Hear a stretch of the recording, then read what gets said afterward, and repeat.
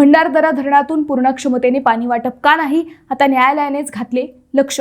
दरवर्षी पाऊस पाहता गेल्या काही वर्षात भंडारदरा धरण हे अनेकदा पूर्ण क्षमतेने भरले आहे, परंतु दरवर्षी पूर्ण क्षमतेने पाणी वाटप का होत नाही हा प्रश्न होता। या विरोधात शेतकरी संघाने न्यायालयाचे दरवाजे ठोठावले होते। आता उच्च न्यायालयाने याबाबत महत्त्वाचा आदेश दिला आहे।